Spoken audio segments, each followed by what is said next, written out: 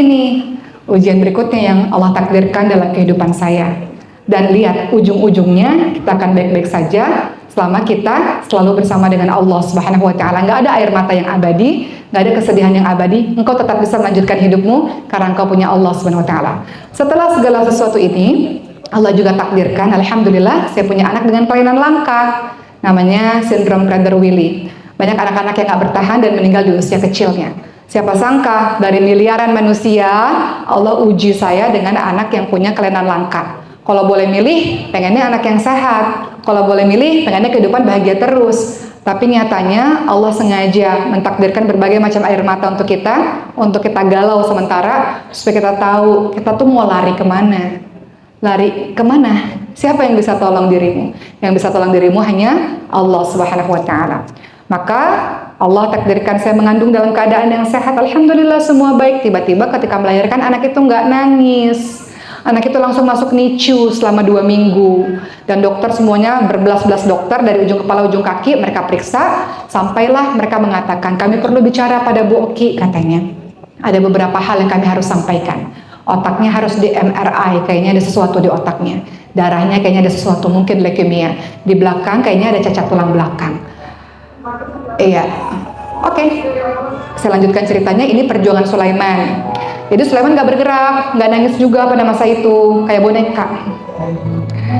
Akhirnya dia berjuang untuk bisa duduk, untuk bisa mengangkat kepala dengan besi-besi di tangan dan kakinya itu. Karena dia mengalami hypotonia. Hypotonia itu otot yang lemah, jadi nggak bisa ngapa-ngapain, fluffy baby kayak boneka, tergeletak.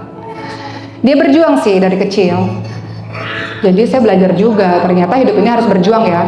Anak bayi sekecil itu aja bisa berjuang, dan dia bisa bertahan sampai sekarang. Alhamdulillah.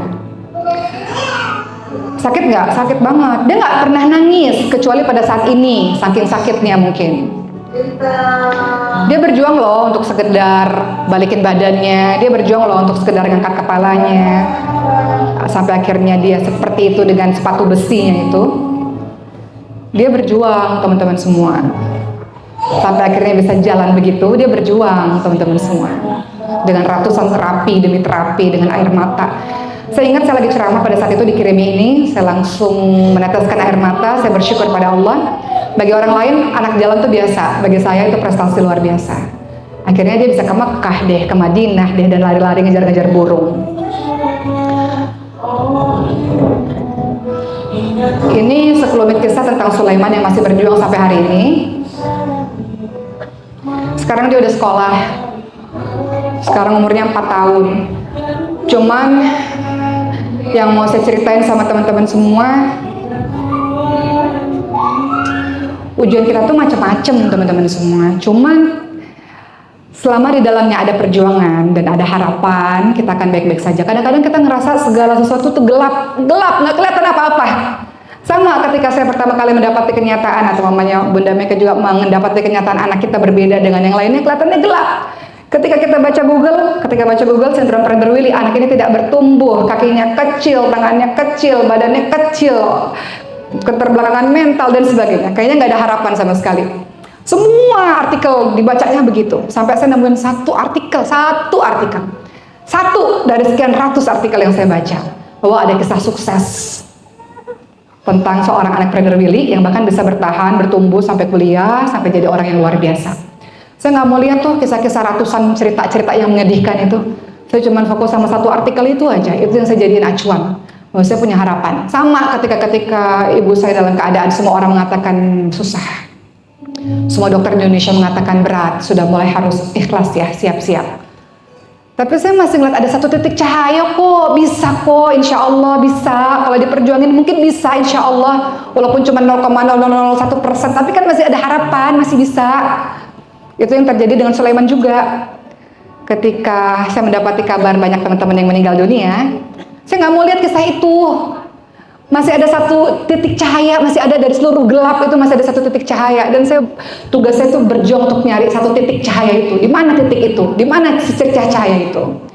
Ketika saya nemu, teman-teman tahu, ketika teman-teman memang menemukan titik cahaya itu butuh proses dan butuh waktu. Ketika teman-teman ketemu, terus teman-teman koyak aja, robek aja. Ternyata cahayanya terang benderang di balik dari setitik cahaya itu. Artinya galau hal yang biasa dalam kehidupan. Saya juga nangis kok sama teman-teman semua. Ujian kehidupannya banyak banget ya. Ini juga belum semuanya saya ceritain. Banyak lah, banyak.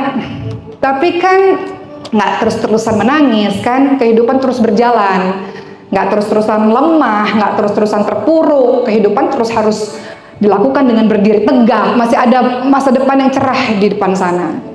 Jadi apa yang bisa kita lakukan? Alhamdulillah, alhamdulillah ala kulli hal. Tuh, segala puji bagi Allah untuk semua keadaan. Terima kasih ya Allah untuk semuanya ya Allah. Alhamdulillah, alhamdulillah ya Allah. Lewat kejadian ini saya belajar sabar, lewat kejadian ini saya belajar tangguh, lewat kejadian ini saya belajar kuat ya Allah.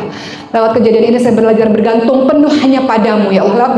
Lewat kejadian ini saya jadi belajar bahwa saya nggak perlu mencintai makhluk keterlaluan seperti itu karena dia mengecewakan saya ya Allah. Hanya Engkaulah satu-satunya yang mencintaiku tanpa syarat, yang nggak pernah ninggalin aku. Allah nggak pernah ninggalin kita.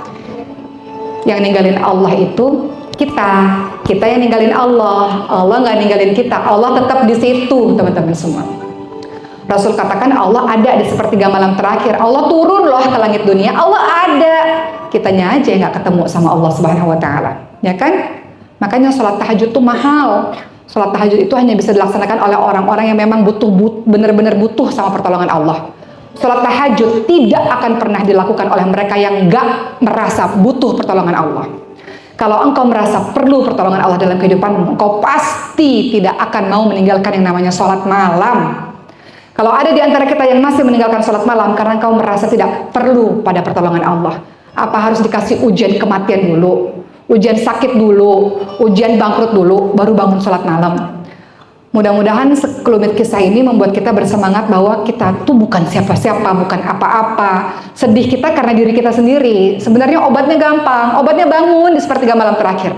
Baca Qur'annya. Udah berapa lama ninggalin Qur'an? Udah berapa lama ninggalin sholat malamnya? Udah berapa lama nangis tidak dengan tetesan air mata? Udah seberapa keras hatimu sehingga tidak tersentuh dengan ayat-ayat Allah Subhanahu Wa Taala? Allah menunggu kita, teman-teman semua. Allah menunggu saya. Kita pernah begitu taat suatu waktu, namun kita buat dosa lagi, buat maksiat lagi. Kita jauh daripada Allah Subhanahu Wa Taala. Kita tinggalkan Allah, kita duakan Allah. Kita maksiat di depan Allah Subhanahu Wa Taala. Allah ninggalin kita enggak? Enggak. Allah enggak pernah ninggalin kita. Allah Ar-Rahman Ar-Rahim. Allah Maha Penyayang. Allah enggak ninggalin kita. Allah sayang pada kita. Bahkan Allah masih menutup maksiat yang kita buat sampai hari ini. Allah menunggu kita untuk datang kembali kepada Allah Subhanahu Wa Taala.